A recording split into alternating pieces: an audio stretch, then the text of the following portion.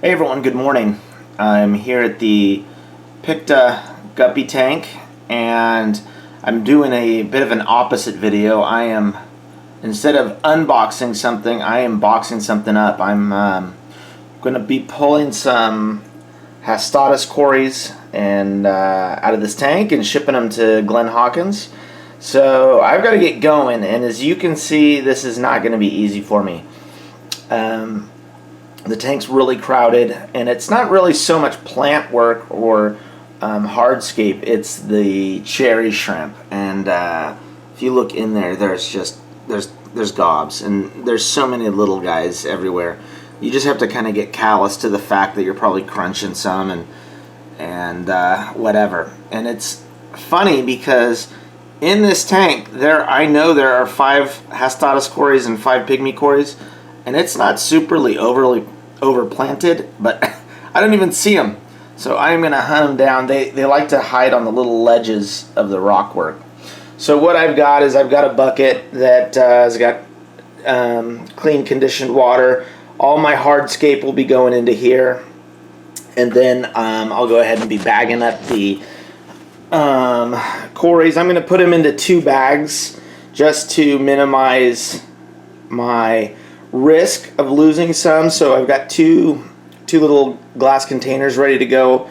I've got a thermometer in here just because I wanted to check the temperature, make sure it was around 80 when I bagged them up, so it's as warm as possible.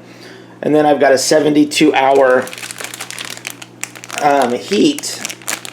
Kind of like a heat bag that once you take this plastic off begins to heat up, and it's gonna go into the box over here, and hopefully that'll get them to them. And it's really, I think, the airline flight that's really the coldest point, and then probably sitting in an unheated warehouse when they get there. But hopefully they'll make it. I don't have any experience shipping cories. This is a new one for me, so I am a little bit apprehensive, but we'll see how they're gonna go. They're gonna go into these guys. These are the long life bags, and Corydoras doesn't make this size anymore, so you have to go with this long life brand, and I don't think there's much difference at all, and these work really well. And the trick with these when you're using these is really that you don't want any air in the bag itself. You want maximum contact between the membrane, the bag, and the water. So you're going to basically put your fish in here, way overfill it, and then make your knot, spilling water everywhere. But what you'll do is you'll make a nice tight bubble of pure water. And so that's how, to use these bags. They work very well. And we'll see how they go. I don't think cories will have any problem in there. As you do know that cories do like to go up to the top and grab gulps of air, so hopefully that's not a problem. They'll probably be, it's probably a 5-day ship realistically, 4 if the postal service gets it right, but generally it'll be 5 days. So I'm going to get started. I'm going to try to find these guys and get going. All this rock work has to come out, and I'm hopeful that I don't shred my my hornwort into a million pieces while I'm doing it. And oh, there's one right there, just drifting right by.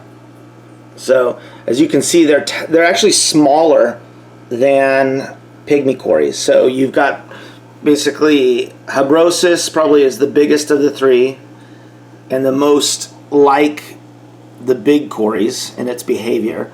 Then you've got pygmaeus, which is it's small, and then you've got these little hastatus diamond cories, and they're tiny. They're tiny little guys. So, all right, I'm going to get started, and we'll continue on with this video, and we'll see where my frustration level gets me.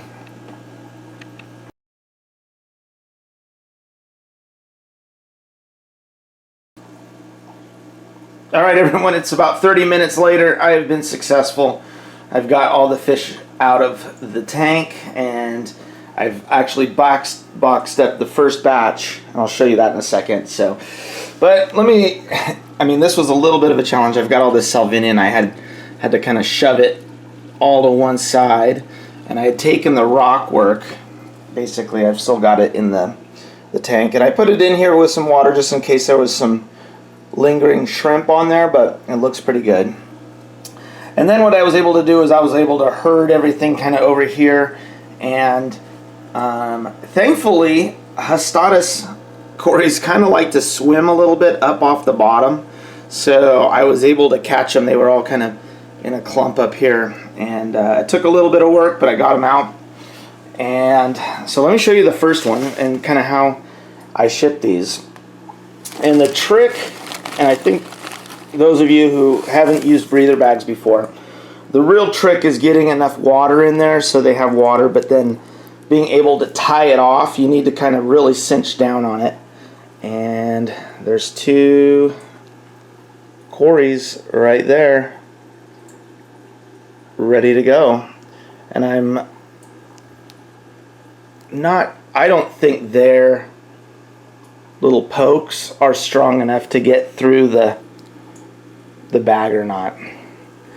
But maybe from the bottom we can see them. I think they're going to be okay. But just in case, these bags do weep a little bit. In the bottom of this box, I do have just some paper towel, just in case, so maintain the integrity of the box for as long as possible. I have had stuff come to me where one of the bags was popped inside. So what you want to do is you just want to put these, and I nest them in some newspaper first and kind of make a cup around each bag. Basically what you want to do is maintain air around this bag. You don't want the bag to be this to be wet. You want it to be dry on the outside. I always wipe it off and then put it in. And you basically want this to be able to exchange oxygen from outside the bag. So what I do is I'm going to put both of these, nest them in bag, then I'll put some fill on top to keep them away from the heat source, which will be taped to the top, and then we will get them off to Canada.